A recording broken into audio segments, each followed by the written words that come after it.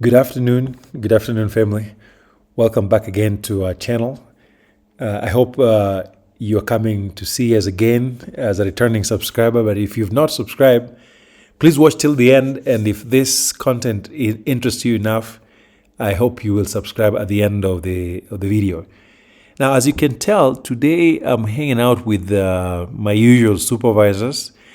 I'm essentially walking them through our property. This is my parents' home, showing them some of the really, really special places that we hold dear. And the kids are asking lots of questions.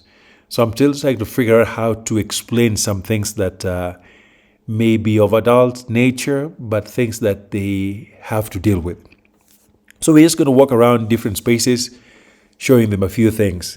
And as we do that, I'm going to spend the next 10 minutes or so talking about the issue of culture shock.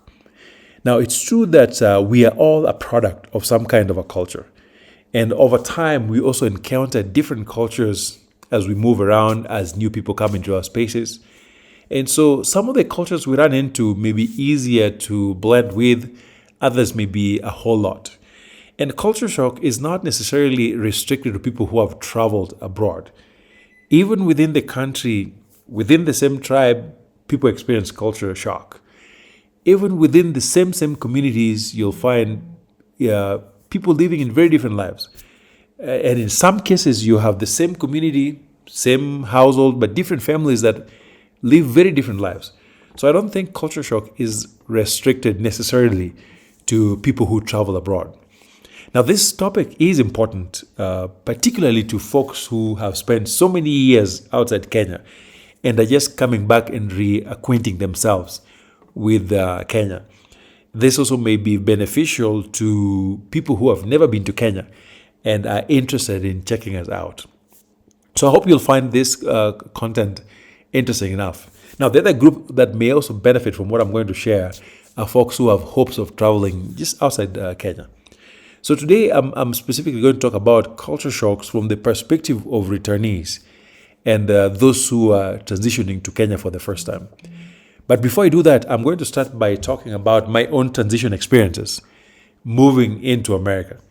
There's lots of experiences that I've had, many of them amazing and hilarious, some of them not so good. So I'm just going to share maybe about 3 or 4 of those.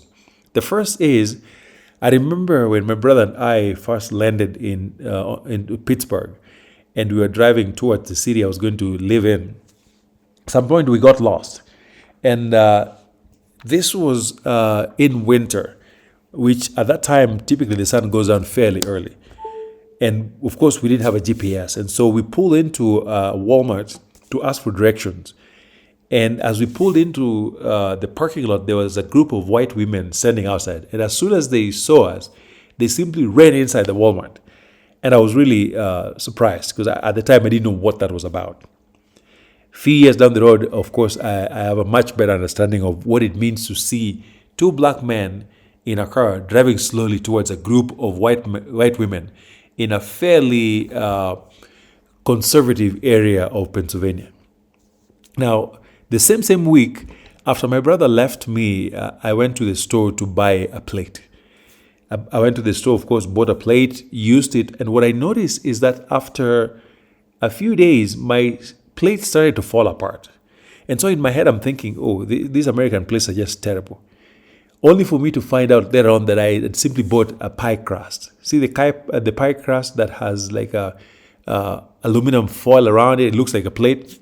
That is what I bought and used as a plate for nearly a week without realizing what I was doing. And over the years too, there's a group of friends of mine who bought a goat, put it in the trunk of their car, and then went and slaughtered it in the bathtub. Of course, at the time, we really had no idea how illegal that was. Although one time they were pulled over by cops and they had a goat in the trunk and they got in some serious trouble. So many of those experiences. But in general, here are some of the culture shocks or surprises that many of us encounter when we first move to America. Number one, I believe Americans are hypersensitive when it comes to issues of natural body scent. And so if you don't use deodorant there's lots of things that are going to happen. For instance, I had a Nigerian friend who could barely get hours at work because his peers thought it was stinking because he was never using deodorant. So yes, it's the Americans' obsession with deodorant is on another level, unlike any other place that I've been to. And I was also really shocked that in some cases, especially in winter, the sun sets at 3 p.m. It's really dark. Where I grew up in Kisumu, that is almost unthinkable. And so it was not unusual to find people having dinner at 4 p.m., which I still think is very early, especially older folks. 4 p.m., people are eating dinner. And then, of course, after that, there'll be some snacking and things like that. But it was really odd for me that the sun sets at 3 p.m. and then you eat around 4 p.m. Then Americans have this thing of multiple time zones. One country, different times from one corner to another. In Kenya, we only have one time zone. And so it took some adjustment to that. And then, of course, in the fall, they change the time. And then in the spring, they push it forward by an hour. That can really be confusing, especially if you're new and you're trying to figure out your class schedule as a student. At one point, I think I missed class because I didn't realize that there was a time change somewhere in the middle of the semester. Interesting enough, Americans typically also don't include taxes in the prices that you see in the supermarket. So when you walk in and you see a list of prices, just know that when you get to the counter, that's when they will add the tax on top of it. Something that I found really strange. And then they have this thing they call cashback, where you walk into a store and if you need cash, you punch in your numbers and then they give you cash back. The first few times I thought they were giving me free money, so I kept punching cash back, only to realize that I was just blowing through whatever little money I had in my account. So that's something that I have not seen in Kenya. Maybe it's there, I just haven't seen it. And then, of course, Americans can be hard to read in terms of body language if you are new. Because most people, or a lot of people, like to smile and there's some level of friendliness. One of those things that it took me a while to really be able to read body language as a person who grew up in Kenya. And of course, walking into a supermarket and you find that they're selling bullets and guns was very strange for me. No other place have I walked in and found that. I'm sure it's there in many other countries, but yeah, coming from Kenya and then you walk into a supermarket and you see guns and bullets being sold, really strange. And then, of course, the issue of conversations where you are sort of expected to take turns.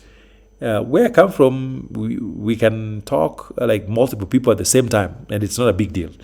Americans take it very seriously. In fact, they thought I was really rude because I would easily butt into a conversation and just begin talking as I've always done within my own cultural world. And then the issue of first names. I have had such a hard time calling my professors by their first names.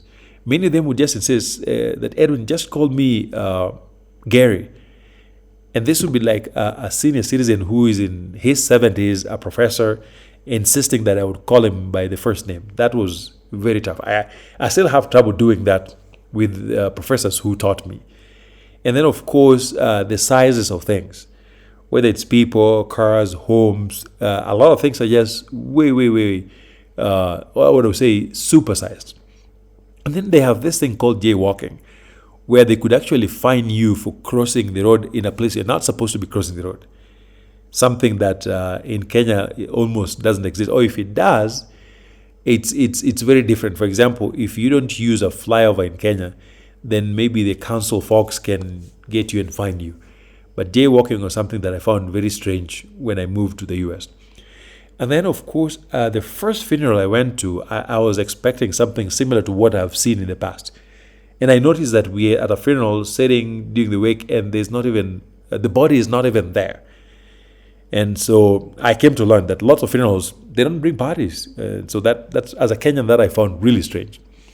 Now, on the opposite end of it is culture shocks for in the Kenyan context, where it's either returnees who are coming back after many years being out there, or people who are just new to Kenya. Something such as squat toilets. In Kenya, that is nothing really unusual or strange. But if you've been gone for a long time, you come back and you use a squat toilet, that's when you discover a few muscles around your body that you didn't know existed. So this is really, can be strange, but can also be a problem for people with disabilities or people who have joint problems and things like that. So yes, as a returnee, I don't think I've ever seen squat toilets anywhere in America. Maybe there is, I just haven't seen it. But it was a reminder of things that I grew up around. And then, of course, one point I walked into the public toilet, and the attendant who was cleaning asked me directly whether I was going to the toilet for number 1 or number 2. And at that point, I'm thinking, do I need to think about it and identify which number I'm selecting? But it turned out he actually knew what he was doing, because he had to direct me accordingly, depending on whichever number was lined up. Because I think some of the toilets didn't have enough water, and so I could go into those if I needed a number 1, or I could go to a specific toilet if I selected a number 2. And then, of course, by the door, as you get into these public toilets, they cut for you a small piece of tissue as you walk in. So if you've been gone for a while, that may be a little strange. For folks who've been around, that's really not a big deal. And in fact, sometimes you have to pay for it before they cut that small piece of tissue paper. And then, of course, whenever Kenyans meet, especially friends or people who really like each other, we can talk, hug, and shake hands. And as we talk, we keep shaking hands multiple times. Something that my friends from abroad find very strange. That in a span of about 5 minutes, I could be shaking hands with the person I'm talking to like 10 times. As soon as something hits that is funny, we shake hands again and greet multiple times over and over again. My friends from America find it really, really strange. And then when you talk about specific lingo, for instance, in the middle of a conversation, somebody from Kenya would make this, would tell you something like otherwise. And as a stranger or a person who is not a Kenyan, you would not know what that means. But typically simply means, now tell me more.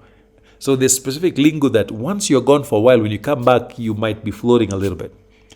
And then, of course, the degree of comfort around kids. That Kenyans are really comfortable around kids in ways that are really different than the US. For instance, last week we went swimming at a hotel, and then this total stranger who was just fascinated by the kids pulled out his phone and was just filming my kids. And I was like, hey, dude, this is probably not appropriate. For many folks, they didn't find that strange. So there's a certain degree of comfort around kids, which I like, but can also be problematic, especially if you have the American mindset. And then you walk into a gas station and they pump your gas, they clean your windshield without even expecting a tip. Something I thoroughly enjoy. I let them do that. And of course, the instinct to tip, having lived in America, is always there. So once they do that, of course, you tip. But I just like the idea that I don't have to pump my gas. It happens in the US, but I think it's in very few states. Maybe in New Jersey and Oregon. I don't know where else, but it's very rare. So, well, again, in Kenya, when it comes to funerals, it's a full-on performance. So I hope we'll find time to talk about this in another video. Thank you for joining us. Bye.